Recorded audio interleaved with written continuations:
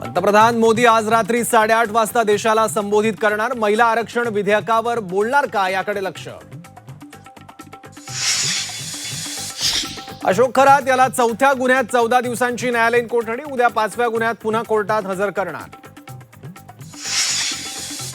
मंत्रोच्चारानं दुर्धर आजार बरे करण्याचा दावा करणारा संगमनेरचा भोंदू राजेंद्र गडगे गजाड. दत्तधाम सरकार नावानं चालवत होता दरबार. अंधश्रद्धा निर्मूलन समितीकडून गुन्हा दाखल. नाशिकमधील धर्मांतर लैंगिक शोषण प्रकरणात तपास यंत्रणांच्या हाती डिजिटल पुरावे. डिलीट केलेले चॅट्स मेसेज पुन्हा मिळवण्यात यश. काही आयटी कंपन्यांचे बॉस तपासाच्या फेऱ्यात येण्याची शक्यता.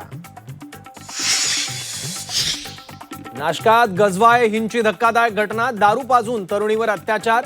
1.5 वर्षांपासून पीडितेचं शोषण. पोलिसांनी आरोपीच्या मुसक्या आवळल्या. मुख्यमंत्र्यांकडून नाशिक धर्मांतर आणि अत्याचार त्याचबरोबर खरात प्रकरण तसंच परतवाडा प्रकरणाचा आढावा. प्रकरण गांभीर्यानं घ्या. फडणवीसांच्या गृह विभागाच्या अधिकाऱ्यांना सूचना. पुणे जमीन गैरव्यवहार प्रकरणात शीतल तेजवानीला जामीन मंजूर. दुसऱ्या प्रकरणात तेजवानीची सुटका नाही. अटक बेकायदेशीर असल्याची कोर्टाची टिप्पणी. JNPA भीषण स्फोटानं हादरलं. स्फोटानंतर केमिकल कंपनीत आग. कंटेनर आगीत जळून खाक.